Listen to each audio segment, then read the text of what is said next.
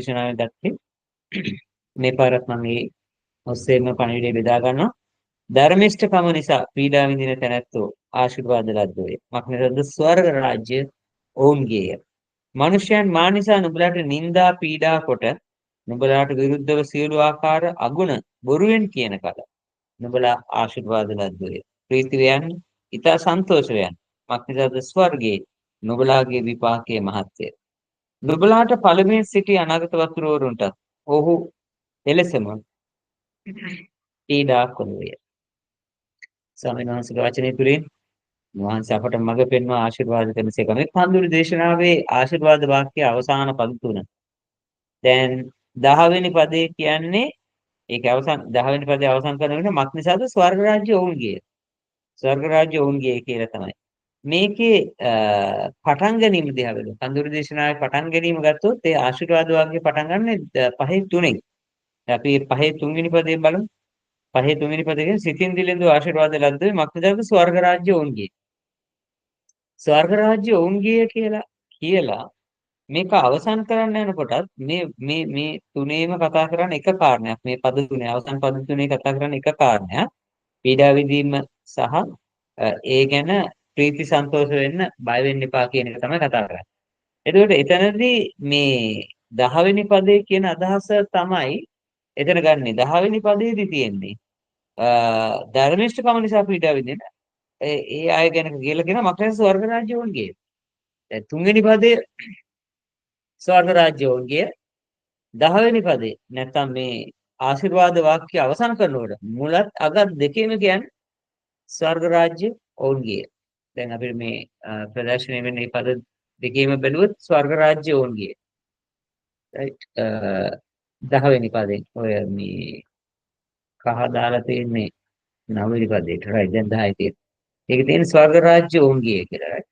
දැන් අපිට මෙතනදී පෙන්නනවා දෙවියන් වහන්සේගේ රාජ්‍ය උරුමය.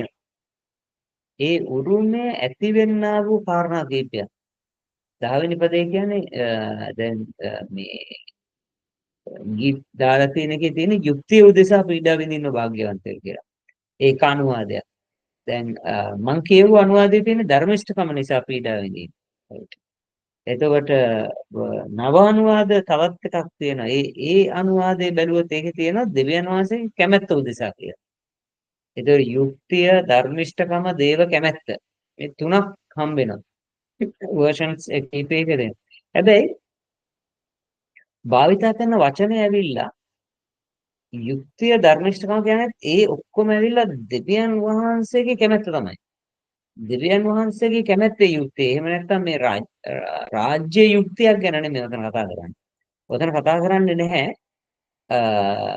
යුක්තිය සාධාරණත්වය ඉෂ්ට කරන්න ගිහිල්ලා රට වෙනුවෙන් යුක්තිය සාධාරණත්වය ඉෂ්ට කරන්න ගියාම ස්වර්ග රාජ්‍ය ඔයාට හම්බ වෙනවා. එහෙම නැත්නම් අපේ පල්ලියේ අසාධාරණයක් හමුවේ පල්ලියේ සාධාරණත්වය ඉෂ්ට කරන්න යුක්තිය සාධාරණත්වය ඉෂ්ට කරන්න ගිහිල්ලා ස්වර්ග රාජ්‍ය හම්බ වෙනවා කියන එකක් උතන කතා කරලා නැහැ. ඒ වගේම ධර්මිෂ්ඨකම කියලා අද අපේ රටේ කියන ධර්මිෂ්ඨකම ඒකක් ගැන උතර කතා කරලා නැහැ. ධර්මිෂ්ඨකම කියන වචනේ තියෙන්නේ ඒ දෙවියන් වහන්සේත් එක්ක තියෙන රිලේෂන්ෂිප් එක සම්බන්ධතාවය. right relationship with God. ඒක තමයි righteousness කියන එකේ තේරුම. ඒකට නියම දෙවියන් වහන්සේත් එක්ක තියෙන සම්බන්ධතාවයක් ගැන තමයි මෙතන කතා කරන්නේ.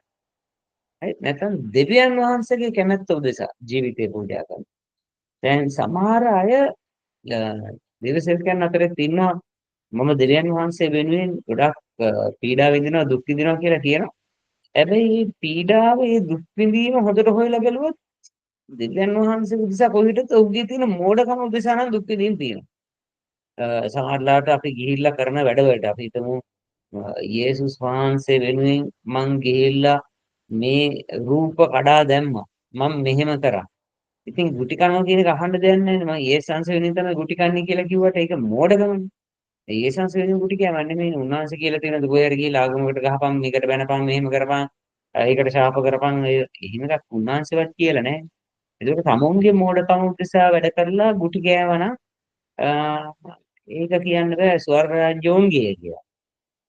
මෙතන පැහැදිලිව උන්වහන්සේ කියන දේ තමයි උන්වහන්සේගේ කැමැත්ත උදෙසා. උන්වහන්සේ කියන දේ වෙනුවෙන් දුක් විඳීම උදෙසා. එහෙම නැත්නම් මේ අපේ දුක් විඳීමක් ගැන ජීවිතේන ප්‍රශ්නයක් ගැන කතා කරන එක නෙමෙයි මෙතන විශේෂයෙන් කතා කරන්නේ. දැන් දුක් විඳීම සම්බන්ධයෙන් බයිබලයේ පද 10ක් තියෙනවා. ඒ ඒ දුක් අතරින් මෙතන කතා කරන්නේ මගේ ප්‍රශ්නයකටවත් මා ගෑවෙන කාරණයක් නෙමෙයි. මම එක දෙයක් මෙතන ගෑවෙනවා. දෙවියන් වහන්සේ මට කියපු දේ මම කරනවා. අන්න ඒක කරන්න ගිහිල්ලා මට විරුද්ධව කෙනෙක් නැගිටිනකොට අන්න ඒක තමයි මෙතන කතා කරන්නේ. දැන් ඔකට හොඳම උදාහරණය කවුද? පළවෙනියා තමයි යේසුස් වහන්සේ. යේසුස් වහන්සේ තමයි මේ කියන්නේ. හැබැයි යේසුස් වහන්සේ තමයි නියම උදාහරණය. දෙවියන් වහන්සේගේ කැමැත්ත ඉෂ්ට කරන්න ගිහිල්ලා උන්වහන්සේගේ ජීවිතේ නැතිවෙනවා. උන්වහන්සේට පහර වදින්න. උන්වහන්සේට ගුටි කන්න වෙනවා. හැමදේම වෙනවා. දෙවියන් වහන්සේගේ කැමැත්ත වෙනුවෙන් හැම දෙයක්ම උන්වහන්සේට අහිමියි. හැබැයි ඒක දෙවි පියාණන් වහන්සේගේ කැමැත්ත උදෙසා ක්‍රියා කිරීම. ඊට පස්සේ යේසුස් වහන්සේගෙන් පස්සෙන් ආව ගෝලයන් ඒ වගේ වෙනවා. යේසුස් වහන්සේට ඉස්සෙල්ලත් එවැනි අය හිටියා. දෙවියන් වහන්සේ වෙනුවෙන් තමන්ගේ කැමැත්ත අත්හැර මනුෂ්‍යයා. ඒ නිසා අපිට කියන්න පුළුවන් දෙවියන්ගේ රාජ්‍ය ඔවුන්ගේ කියලා.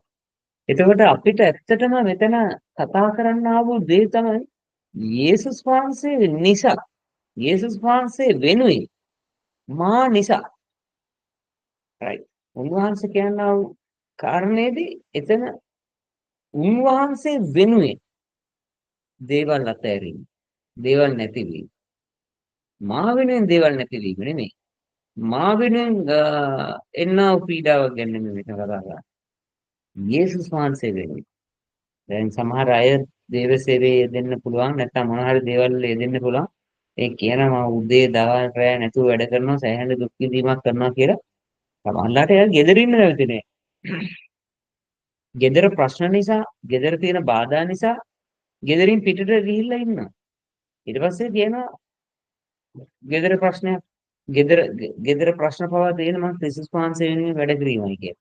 ඒක එහෙම නෙමෙයි. මම දන්නේ ඒක දේවසේවකයන් දෙදෙනෙක් ඉන්නවා. උන් දෙදෙනා දෙන්න දෙපැත්තේ ඉන්නේ හස්බන්ඩ් ඇන්ඩ් වයිෆ්. ඉතින් හරිය ලොකු වෙන්වීමක් නමුත් ඔවුන් නිතරම කියන්නේ යේසුස් වහන්සේ වෙනුවෙන් මේ දේ අපිට කරන්න සිදු වෙනවා. ඉතින් ඔවුන්ට එකට ඉන්න අවස්ථාව හදලා දුන්නා. හදලා දුන්නාම ඉන්නේ එකට ඉන්නේ. ඒකට ක්‍රිස්තුස් වහන්සේ වෙනුවෙන් තමයි වෙන් වෙන්නේ. කවුද ඒ ක්‍රිස්තුස් වහන්සේ වෙනුවෙන් වෙන් වෙන්නේ කියලා කිව්වේ. කිව්ව වෙන් වෙන්න එපා කියලා. කියන්නේ වෙන්න එපා. එකට ඉන්න දැන් හැමදේම හදලා දුන්න එකට ජීවත් වෙන්න. දැන් කිව්වනේ මහ ලොකු වේදනාවක්, ලොකු පීඩාවක්. ක්‍රිස්තුස් වහන්සේනේ ලොකු වේදනාවක් විඳින්න උනා අපිට අපි වෙන් වෙලා ඉන්න උනා කියලා. දැන් එක ගෙදර ඉන්න දීලා තියෙනවානේ. ඇයි එතකොට වෙන් වෙන්න දගන්නේ කියලා. නමුත් ඒකත් දන්නේ ක්‍රිස්තුස් වහන්සේ වෙනුවෙන් දුක් විඳිනවා. දැන් එපැනි දුක් විඳීමක් ගැන නෙමෙයි සත්‍ය වූ දුක් විඳීමක් ගැන කතා කරනකොට උන්වහන්සේ කියන මහා වෙනුවෙන් මේ දේ කරනකොට ස්වර්ග රාජ්‍යෝදේ. දැන් අපිට ඉන්දියාවේ ඔරිස්සා ප්‍රාන්තයේ විතර ගියා නම් ඒක අපිට දකින්න පුළුවන්. මේනු ඉන්නවද මේකේ නේද? ඉනවද? මේනු වල දාලා තිබුණා නේද 50000ක බිලි පූජාවක් ගැන. ක්‍රිස්තියානි අයව ඝාතනය කරන. ඔව් ඒක මොකද උනේ කියලා හොයාගන්න බැරි වුණා. රයිට් ඒක තමයි. දැන් මේ ප්‍රාන්තේ අර දේශකයේ තමයි අපේ ගිය පාර මේ විදිහට ආවේ මම මතක නම්. අපි අර මේ 750ක් විතර අපි රැස් කළා අර තිබ මේ මීටින් එක තිබුණේ. අපේ එක දැල්ලේ. ඒකට ආවේ ඒ ඔයසා ප්‍රාන්තේ පාස්ටර් කෙනෙක්. මතකද එයා මම දන්නේ කී දෙනෙක් හිටියද දමිත්ලට මතකද? එයාගේ ඒ අත්දැකීම් කීපයක් බෙදාගත්තා. ඒකට එයා කියපු දෙයක් තමයි උගලම සමහරලාට අහන්න නැති මේ 1500ක් දොරදෙනේ ඒ වගේ පොඩි ගාණක් කියන්නේ මේ සාමාන්‍ය මේ වගේ ගාණක් තමයි මැරුවේ කියලා. හැබැයි එහෙම නැහැ. අති විශාල ප්‍රමාණයක් මැරුවා. එයා කිව්වා ඇතරම මේ සමහර ඒවා ප්‍රචාරය වුණ නැහැ කියලා කිව්වා අම්මලාගේ බබාලා හම්බෙන්නේ හිටිය අම්මලාගේ බඩවල් කපලා බබාලාව එළියට ඇදලා ගත්තා කියලා. රයිට් ඒ වගේ මේ විඳපු පීඩාව නෑ කීපයක් කියුවා.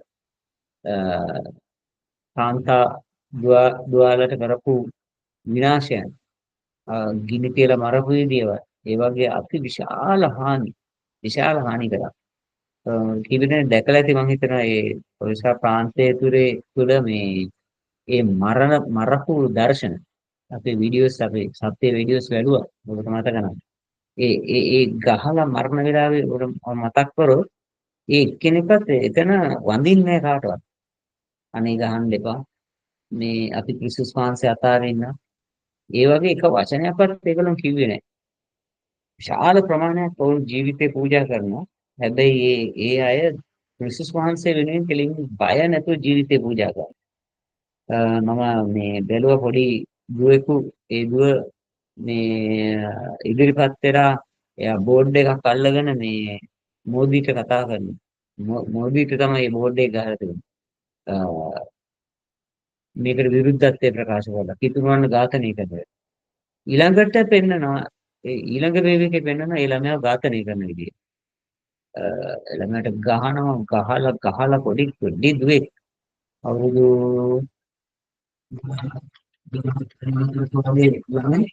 ඒකට ඒ ළමයාට ගහලා අන්තිමේට මේ මුගුරු මේ එකක් අරගෙන මුගුරක් කියන්නේ අර ගල් කටු කියලා කියන්නේ. එයින් තමයි ගහලා මරන්නේ. ඒ ළමයා බිමට දාලා ඔළුවට ගහගෙන යනවා ඔළුව කුඩු වෙනකල් ගහ. ඒ වගේ අති විශාල කිතුණුවන් සංඛ්‍යාවක් මේ වෙනකොට ක්‍රිස්තුස් වහන්සේගෙන් ජීවිතේ පූජා කරලා තියෙනවා. එළිදරා පොතේ අහනවා මේ ස්වාමිනී අපේ ලේ උදෙසා වහන්සේ කවද්ද පරිගන්නේ කියලා. ඔවුන් ලේ දහරක් මැද්දේ ඉන්නවා. ඔවුන් දෙවියන් වහන්සේගේ සිංහාසනේ ඉදිරියේ ඉන්නවා. එතකොට කියනවා නෑ තාම කාලය සම්පූර්ණ වුණේ නෑ මගේ ගාන සම්පූර්ණ වුණේ නෑ ඉන්න කියලා. ඔවුන්ට සුදු සලු දෙනවා. ඒ සුදු සලු පැලඳගෙන ඉන්න කියලා. එතකොට ඒ ඒ සානේ බයිබලයේ කතා කරන්නේ යේසුස් වහන්සේ වෙනුවෙන් දුක් විඳීම ගැන. ඔවුන් දෙවියන් වහන්සේගේ සිංහාසනේ ඔවුන් සිටින්නේ. බයිබලයේ කතා කරන්නා වූ කාරණාවලදී පැහැදිලිව පේනවා යේසුස් වහන්සේ වෙනුවෙන් දුක් විඳිනවා කියන එකේ අර්ථය මොකක්ද කියලා. එදා යේසුස් වහන්සේගේ ගෝලයන්ගෙන් යේසුස් ප්‍රශ්නය අහනවා. ඔයාට පුළුවන්ද මම බොන කුසලානෙන් බොන්න කියලා. ඒ වෙලාවේ ගෝලයා උත්තර දීලා කියනවා ස්වාමීනි අපි අනිවාර්යෙන් ඔබ බොන කුසලානෙන් බොන්න පුළුවන් අපි බොනවා කියලා. යේසුස් කියනවා ඔය කිව්වක හරි මහා බිව්ව කුසලානෙන් ඔයාටත් බොන්න එනවා. මේකේ දෙකක් නෑ. ඔවුන්ට එදා ඒක තේරුන්නේ නෑ කියපු දේ. නමුත් මගේ වම් පැත්තේ දකුණු පැත්තේ ඉඳගන්න එක ඒක මගේ තීරණයක් නෙවෙයි ඒක මගේ පියාණන් වහන්සේගේ තීරණයක් කියලා යේසුස් කියනවා. ඒ වෙලාවේ ආසනය මොකක් නමුත් යේසුස් කියන මහා බොන්න කුසලානේ ඔයා බොන්න වෙනවා කියලා. ඒතර කතා කරන්නේ මේ ගැන තමයි. මා වෙනුවෙන් මැරෙනවා කියන්නේ. එතන යේසුස් කිව්ව කුසලානේ වෙන මොකක්වත් නෙවෙයි දුක් විඳින කුසලානේ. පීඩා විඳින කුසලානේ ගැන කිව්වා. ද ක්‍රිස්තියානි ජීවිතේ ගොඩාක් ප්‍රතික්ෂේප කරන්නා වූ කාරණේ තමයි දුක් විඳින කියන්නේ. ප්‍රතික්ෂේප කරන්නේ. අපි ඒ කැමති නෑ. ඒ නිසා ගොඩාක් ප්‍රොස්පෙරිටි තියොලොජිස් වල ගොඩාක් වෙලාට උගන්වන්නේ දුක් විඳින්නේ දෙවියන් වහන්සේගේ කැමැත්තට පටහැනි මිනිස්සු කියලා. පාපේ නිසා තමයි දුක් විඳින්නේ අපි. ඒ නිසා අපිට සියල්ල සපයන්නා වූ දෙවි කෙනෙක් ඉන්නේ. සෑම දෙයක්ම අපිට තියෙනවා. අපිට දුක් විඳින්න නෑ. දුක් විඳීම යේසුස් වහන්සේ ඉවර කළා තියෙනවා. අද දුක් විඳිනවා නම් අපි දුක් විඳින්නේ අපි යක්ෂයාගේ මනුෂ්‍යයන් නිසා. නැත්නම් අපේ තියෙන පාපය නිසා. නෑ. ඒක වැරදි. බයිබලේ නම් එහෙම කියලා නෑ. බයිබලේ හිටිය මිනිස්සු සැප නෙමෙයි විඳින්නේ. දුක් විඳීම තමයි කරේ. ඒගොල්ලෝ හැම නිතරම යේසුස් වහන්සේ වෙනුවෙන් මරණයට සූදානම් වෙලා හිටියා. ඔවුන්ගේ ජීවිත ඕනම වෙලාවක යේසුස් වහන්සේ වෙනුවෙන් ජීවිතේ පූජා කරන ඔවුන් සූදානම් වෙලා හිටියා. ඕනේ ඒක කරා. ඔබ දැක්කොත් නව සභාව දිහා බැලුවොත් ඒ නව සභාව එහෙම තමයි. ඊට බලන්න ස්ටේෆන් ගල් ගහන මරණ වෙලාවේ ඔවුන් දකින ස්ටේෆන්ගේ මූණ සම්පූර්ණ තේජෝ මහිමෙන් පිරෙනවා. සිද්ධාර්ථයන් වහන්සේ ඔහු තුල සිටිනවා. ඒ පීඩාව විඳින වෙලාවේ ඒ ගහලා මරණ වෙලාවේ ඔහුගේ මූණ සම්පූර්ණ දේව දූතෙක් වෙනවා. අවට හිතලා බලන්න මේ දර්ශනය දිහා ගිහිල්ලා කොහොමද කියලා. මේ එතන ගල් ගහනකොට ස්ටේෆන් එක විශාල පිරිසක් හිටියේ නෑ. ඔහු තනියම වුණා. ඔහුට කවත් කවුරුත් හිටියේ නෑ. හිතන්න මේ ගල් ගහනවා කියන්නේ මේ අර බොරළු අරගෙන බොරළු වලින් කොහොම නිකන් ආදරයට විසි කරලා ගහනවා වගේ එකක් නෙමෙයි. මම මරන්න ගහන්නේ. එතකොට මේ කල් ඇවිල්ලා වැද්දිලා මේවා ලේ වැක්කරීගෙන මෙහෙම වැටෙන වෙලාවේ හිතලා බලන්න කොහොමද කියලා. ඔහුගේ මුඛේ මොකක්ද දෙන වචන?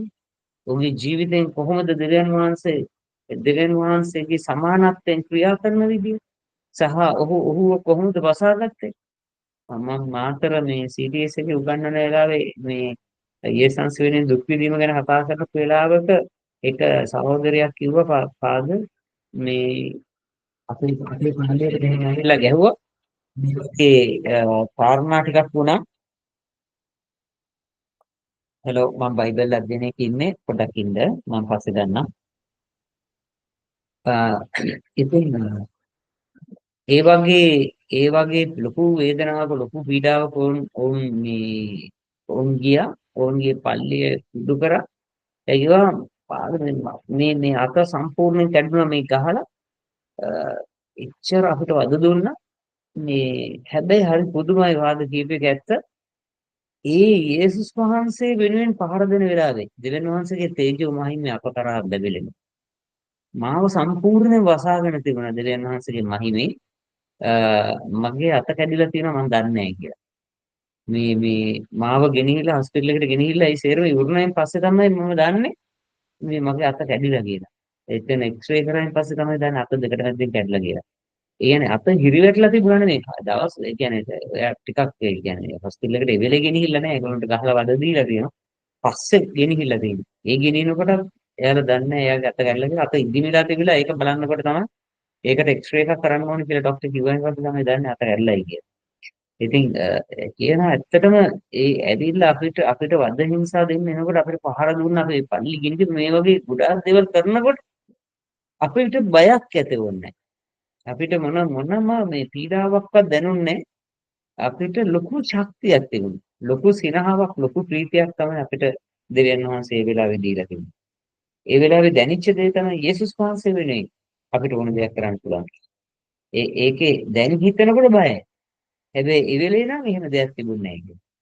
ඉතින් මගේ අත්දැකීම තුළ මම ඒක දන්නවා. යේසුස් වහන්සේ වෙනුවෙන් පහර දෙන්න අපිට එන වෙලාවේ සිද්ධාර්ථයන් වහන්සේ අපව වසා ගන්න විදිය. ඒක තමයි ස්තේෆන් අත්දැක්කා වූ ගැඹුරුම සත්‍යතාවය. යේසුස් වහන්සේ වෙනුවෙන් දුක් විඳිනකොට ස්වර්ග රාජ්‍යයේ හිමි කියලා කියනකොට මරණයෙන් එහාට නෙමෙයි.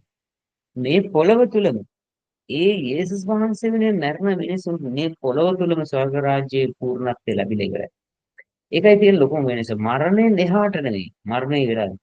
බලන්න ස්ටේෆන් කියන එක මේ ගල් ගහලා මැරෙන්න අන්තිම වෙලාවේ අන්තිම හුස්ම ටික යන්න ඔන්න මෙන්න තියලා. එයා කියනවා මට ස්වර්ග රාජ්‍යය ඇරලා තියෙනවා කියලා. ඒ බලන්න කොහොමද ස්වර්ග රාජ්‍යය මට විවෘත වෙලා තියෙන්නේ. ඒ ස්වර්ග රාජ්‍ය ඇරී තිබෙන දෙවියන් වහන්සේගේ පුත්‍රයාණන් සිංහාසනේ පියාණන් වහන්සේගේ සිංහාසනේ දකුණු පැත්තේ වැඩ හිඳිනවා කියලා නෙමෙයි කියන්නේ. නැගිට සිටිනවා මම දකිනවා කියලා. අද දන්නා ඒකේ තේරුම මොකක්ද කියන්නේ? ඒ යේසුස් වහන්සේ වෙනින් ජීවිතේ පූජා කරද්දී යේසුස්ගේ ඔහු ඇවිල්ලා ඇත්තට යේසුස්ගේ ප්‍රධාන ගෝලයෝ 12 දෙනාගෙන් කෙනෙක් නෙවෙයි. ඔහු ඇවිල්ලා උපස්ථායකයෙක්. හරි. උපස්ථායකයෙක් හැටියට ආපු කෙනෙක්. ගෝලයන්ගේ පාද සෝදන්න, සභාවේ පාද සෝදන්න, සභාවේ වැඩ කරන්න ආපු මිනිස්සෙක්. උපස්ථායකයෙක් ඔහු ඇවිල්ලා. ඒ වගේ යම්කිසි සේවාවක් උදෙසා ආපු මිනිසෙක්. හැබැයි ඔහු යේසුස් වහන්සේගේ ජීවිතේ පූජා කරන වෙලාව මොකද්ද වෙන්නේ? ස්වර්ග රාජ්‍ය රජතුමාණන් නැගිටලා සැලට් කරනවා. මා වෙනුවෙන් ජීවිතේ පූජා කරන මිනිසෙක්. දැන් මේ කතන්දරේ තමයි මෙතන යේසුස් කතා කරන්නේ.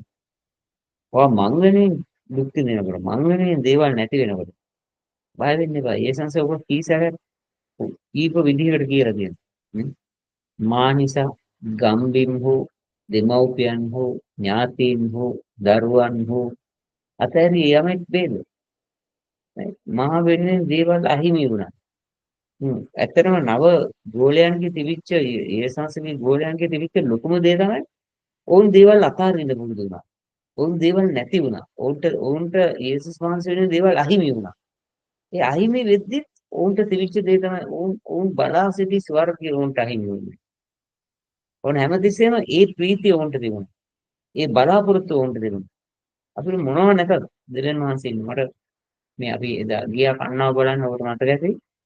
කන්න කන්න අපි දැන් යනකොට කන්න හිටියේ හොඳ ගෙදරක. හොඳ ගෙදරක් කියන්නේ කන්නගේ හැටියට ගත්තොත් රජමාලිගාව කන්න හිටියේ. මොකද කන්නලා හිටපු ගෙදර නිදාගත්තොත් සමහරවිට කන්නගේ කකුල් දෙක එළියේ. ඒ වගේ. ඒ කියන්නේ එහෙම එළියට යන්නම ඕනේ කියලා නෑ. ඒ කියන්නේ ඒගොල්ලන්ට බඩු බූට්ටු ගොඩක් තිබුණේ නෑ. ඔය හිම් ව්‍යා ගන්න වලන් ටික අරගෙන තිබුණේ. නිදා ගන්න තරම් නෑ. බිම ඔය නිකන් කාඩ්බෝඩ් එකක් දාලා ඒකට උඩින් ඔය රෙද්දක් කියලා පොඩි එක්කෙනෙක් එක දුව විතරයි ඒක පොඩි හිටියේ. එහෙම නිදා ගන්න. කන්න නිතර දීපු දෙයක් තිබුණා. කන්න හැම වෙලෙම වගේ කියනවා මට ඔය අල පෙට්ටිය කියන්නේ ලොකු එකක් නෙමෙයි. ලෑලි පෙට්ටියක්. මට ඔය ලෑලි පෙට්ටියක් ඇතුලේ ඉඳලා මරලා ගියා කියලා මට ප්‍රශ්නයක් නැහැ. මට වුණ එක දෙයක්. යේසුස් වහන්සේ වෙනුවෙන් ආත්ම ගලවන්න. ඒ යේසුස් වහන්සේ විතර මිනිස්සු කෙනන්න මට එහෙම ජීවිතේ වරප්‍රසාද නැතිව මැරලා ගියාට කමක් නැහැ කියන එකක් කියන්නේ. ඒක හැම නිතරම කියපු දෙයක්. ඒ නිසා කන්නගේ හදවතේ නිතරම තිබිච්ච දෙයක් තමයි. මට යේසුස් වහන්සේ ගැන කතා කරන්න. මට යේසුස් වහන්සේ වෙනුවෙන් ජීවත් වෙන්න. ඉතින් කන්න ඉගෙනගෙන නැහැ. පොඩ කිසිම අකුරක් ලියන්න දන්නේ නැහැ. එහෙම හැකියාවක් මොනවත් නැහැ. හැබැයි ඔහුගේ හදවතේ තිබිච්ච ලොකුම දේ තමයි මම යේසුස් වහන්සේ වෙනුවෙන් ජීවත් වෙන්නේ. මා වෙනුවෙන් නෙමෙයි. මගේ වරප්‍රසාදයෙන්, මගේ වටිනාකම නෙමෙයි. මම යේසුස් වහන්සේ වෙනුවෙන් ජීවත් වෙනවා. දේව රාජ්‍යයේ මේ වචනේ කියන්නේ උන්වහන්සේගේ කැමැත්ත වෙනුවෙන් දුක් විඳින්න. ඔය අනිවාර්යයෙන් ඒ රාජ්‍ය උරුමක රාජ්‍ය ලබන්නේ මේ නිකන් ගෙයක් ගැන නෙමෙයි. එහෙම නැත්නම් මේ නිකන් මේ ඉන්න තැනක් නිදා ගන්න තැනක් ගැන නෙමෙයි මෙතන කතා කරන්නේ.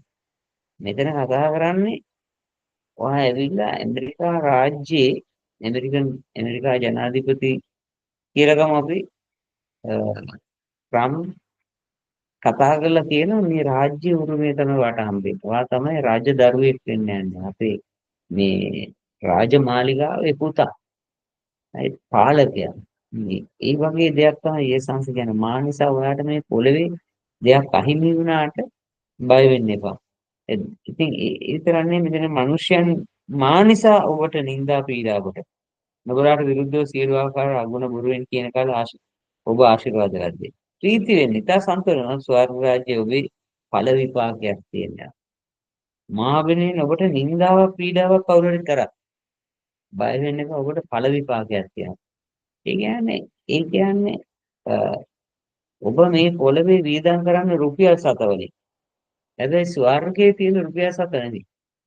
ඵල විපාකයක් කිව්වම ඔය මොන හරි දෙයක් බිස්කට් එකක් දෙයි, පාන් කෑල්ලක් දෙයි කියලා හිතන්න එපා. උන්වහන්සේගේ රාජ්‍යයේ දෙන ඵල විපාකේ ඔටුනු. බයිබලයේ තියෙන. right. ඔටුන්නක් කියලා කියන්නේ පාලකත්වය. ඔටුන්නක් කියන්නේ රාජකුමාරයෙක් කියන එක. උන්වහන්සේ දෙනුවෙන් පීඩා විඳිනකොට නිന്ദාවන් ලබනකොට මම මුලින් කිව්වා වගේ මේ පීඩා නිന്ദා විඳීම මේ මං කරන මගඩි වැඩ නිසා නැත්නම් මගේ වැරදි නිසා මිනිස්සුන්ගෙන් හොඳ දෙකක් අහගන්න ඒවා නෙමෙයි.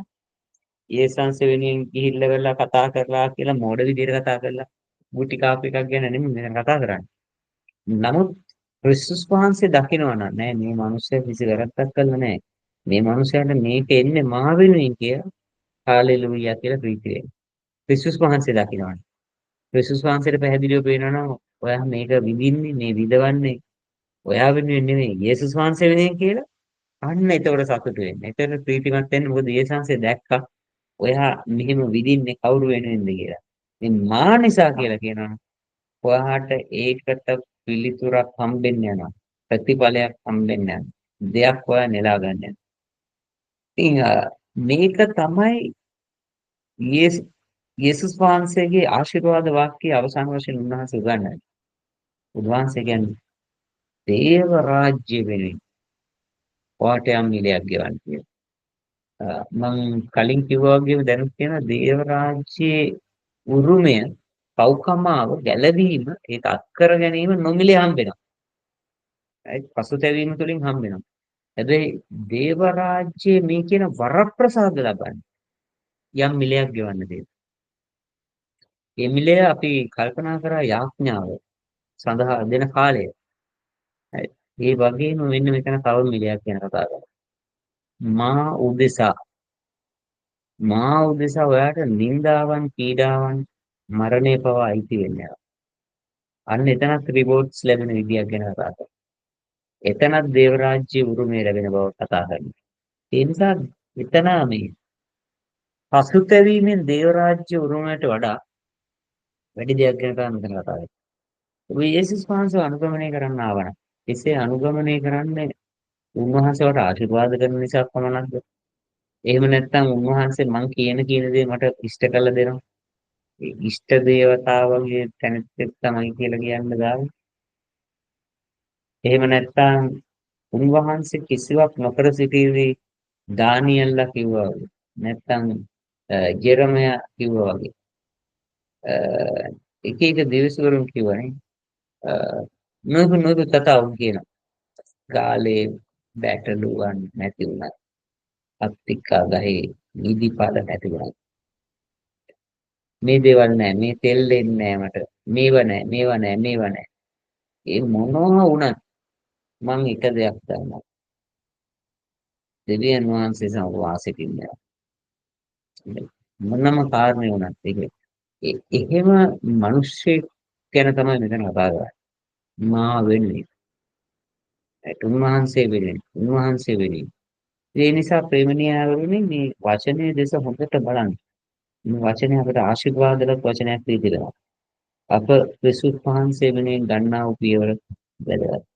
අවසාන වශයෙන් මම මේ කියන්න ඕනේ සමහරට මම මේ කියලා තියෙන්නේ ඇමරිකාවේ ජිම් එලියට්ලා ඒ සුභාරංචි සේවය සඳහා අප්‍රිකාවට ගියාම මිනි කන ගෝත්‍රයක් විතර හැමෝම කිව්වා මේක මහා මෝඩ වැඩක් කරේ කියලා. ඒකට හේතුව වටිනා ජීවිතයක් නිකන් මෝඩ විදියට හැසිරීම නිසා නැති වෙනවා කියලා.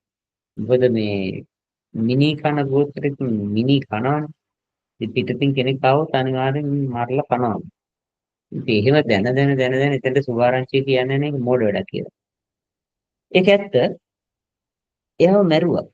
එයාලා කණ්ඩායම මැරුවා. ඒ මිනිමරු ඒ ගෝත්‍රයේ ආයෙම මරලා දැම්මා. ඔවුන් දැක්කා ඒක මරලා. ඉතින් මුළු ඇමරිකාව පුරාම ප්‍රසිද්ධයක් වුණා. මේ ක්‍රිස්තුස් වහන්සේ වෙනුවෙන් කියලා මෝඩ වැඩ කරන්න එපා කියලා. මෝඩයන් හැටියට සලකලා ඔහුගේ නම ඒ වෙලාව තමයි ඔහුගේ භාර්යාව තමයි ජිම් එලියට් කියන්නේ. අර චාල්ස් එලියට්. ඒ ජිම් ඊළඟ කල්පනා කරනවා රයිට් මම යනවා එතනට කියලා. සුභාරංචි කියන්නේ. ඉතින් හැමෝම කිව්වා ඒ පුරුෂයා කරපු මෝඩ වැඩ ඒවා කරන්න එපා කියලා. හැබැයි එයා දෙන්නේ තුන් දෙනෙක් අරගෙන එයා ගියා. එයා ගිහිල්ලා එතන ප්‍රතිඵලය ලැබුවා. ඒ මිනිකන ගෝත්‍රය සම්පූර්ණයෙන් වෙනස් වෙනවා. ඒ මිනිකන ගෝත්‍රය ගැලවීම ලබනවා. ඒගොල්ලෝගේ ජීවිත වෙනස් වෙනවා. ඊට පස්සේ එයා දවසක එනවා ඇමරිකාවට හැරිලා. ඒ ඇමරිකාවට එනකොට එයාගේ පුරුෂයාගේ බයිබලෙත් අරගෙන තමයි එන්නේ. එතකොට නිවේදකයන් ඇවිල්ලා එයාගෙන් ඇහුවා. ඔයාගේ මහත්තයා ගියා එයාට ලොකු ඉරණමක් අත් වුණා අනිත් අය කිව්වා යන්න එපා කියලා. එහෙම කියද්දි ඔයා ගිහිල්ලා ඔයා මේ දේ ලැබුවා. මොකද්ද ඔයාලට කියන්න තියෙන්නේ කියලා. ඒකට එයාගේ මහත්තයාගේ බයිබලේ අරගෙන බයිබලේ පෙරලලා එයා කිව්වා මම මොකද කියන්නේ මම මේ මගේ මහත්තයා බයිබලේ ලියපු එකක් කියන්නම් කියලා. කියන්නේ මහත්තයා ලියපු එකක්. බයිබලේ පදයක් නෙමෙයි. මහත්තයා ලියපු එකක් මම කියන්නම් කියලා. එහෙම කියලා මේ පාස්ටර් මේ දේවදත්තිවරයා ලියපු එක එයා කියෙව්වා. ඒ බයිබලේ ඉස්සරහා තිබුණා සදාකාල දෙයක් දිනා ගැනීමට తాවකාලික දෙයක් දෙන්න මෝඩෙක් නෙමෙයි කියලා. එයා දන්නේ නැහැ මෝඩ කතන්දරයක් කිව්වොත් නමුත් එයා ඒක ලියලා තිබුණා. සදාකාලික දෙයක් දිනා ගැනීමට తాවකාලික දෙයක් දෙන මිනිහා මෝඩෙක් නෙමෙයි කියලා.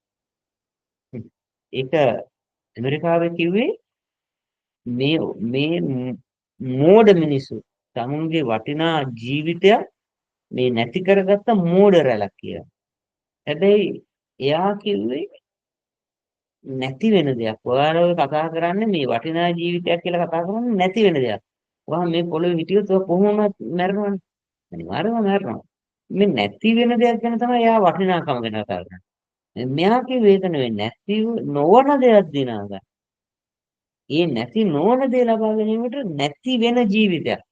නැති වෙන දෙයක් දෙන එක කියන මොඩෙක් නෙවෙයි. ඉතින් ඒකේ ලොකුම අර්ථය ඒකයි. සදාකාලික දෙයක් වෙනුවෙන් තමුන් දුක් විඳිනවනම් සදාකාලික දේ වෙනුවෙන් තමුන්ගේ ජීවිතේ නැතන ඒක මොඩෙක් නෙවෙයි. සදාකාලික දේ වෙනුවෙන් තමුන් දේවල් ලබලා ඉන්නවයි කියලා කිව්වයි කියලා වැඩක් වෙන්නේ. සදාකාලික දේ වෙනුවෙන් తాවකාලික දෙයක් දෙනවා. එයා මොඩෙක් නෙවෙයි. ඒ නිසා මේ වචනේ අපි තේරුම් ගනිමු. මා නිසා ඔබ නිന്ദා පීඩා විඳිනවා නම් ඔබ භාග්‍යවන්තයි. මා නිසා යමක් කතා වෙනවා ඔබ භාග්‍යවන්ත මිනිසෙක්. ඔබ ස්වර්ග රාජ්‍යයේ ප්‍රතිවිපාකයක් ලබන්නේ. ස්වර්ග රාජ්‍යය ලබන්නේ. ස්වර්ග රාජ්‍යයේ ප්‍රතිවිපාකය ඔයා ලබන්නේ. ඒ ස්වර්ග රාජ්‍ය උරුම කරගන්නා පිණිස අපිට ඇදහිල්ලෙන් ගැලවීම තියෙනවා. ඒ වගේම ස්වර්ග රාජ්‍ය උරුමය ලබා ගන්නා පිණිස මිලයක් ගෙවන්නක් තියෙනවා. ස්වර්ග රාජ්‍ය අපට ගැලවීම තුළින් ලැබෙනවා. ඒක දෙකක් නෙවෙයි. ඔබට එහෙමට යන්න පුළුවන්. හැබැයි ස්වර්ග රාජ්‍යයේ තිලින ලබන්න, ඔටුනු ලබන්න, වැදගත්කම ලබන්න ඒ වෙනුවෙන් මිලයන් ගෙවන්න තියෙනවා. ඒක මිල ගෙවන අයට තමයි ලැබෙන්නේ. ඔයා වැඩිපුර ගාණක් ගෙවනවා නම් ඔයාට ගොඩක් දේවල් ගන්න පුළුවන්. ඔයාට ගෙවන්න තියෙන අඩු මුදලක් නම් ඔයාට ස්වර්ග රාජ්‍යයට යන්න පුළුවන්. සමහරවිට මොකුත් හම්බෙන්නේ නැහැ. සීනි බෝලයක් විතරක් වෙන්නත් පුළුවන්. දැන් ඒකෙන් අදහස් කරේ ස්වර්ගයෙන් ඔයාට දෙයක් හම්බෙන්නේ නැහැ කියන එක කියලා වැරදිව ගන්න එපා. ඇත්තටම මේකෙන් අදහස් කරන්නේ ස්වර්ගයක උපරිම දේ දෙන පිණිස යම් වැයවීමක් කරන්න තියෙනවා. අපි ආඥා කරමු දෙවියන් වහන්සේගේ කරුණාව තුළින් අපිට සමහරවිට උන්වහන්සේ පවර්ණ දෙය මොකද්ද කියලා මම දන්නේ. අපි එකිනෙක කෙනාට යම් දුක් විඳින්න උන්වහන්සේ පවරන්න පුළුවන්. උන්වහන්සේ වෙන යම් දේවල් කරන්න තියෙන පුළුවන්. ඔබ කෑවත් දුවත් මොන යම් දෙයක් කරගත් උන්වහන්සේ උදෙසා කරන්න. ඒක තමයි උන්වහන්සේ අපිට කියලා තියෙන්නේ. අපි ආඥා කරමු. කරුණාවන්ත දෙවියන් මේ සවස් වහන්සේගේ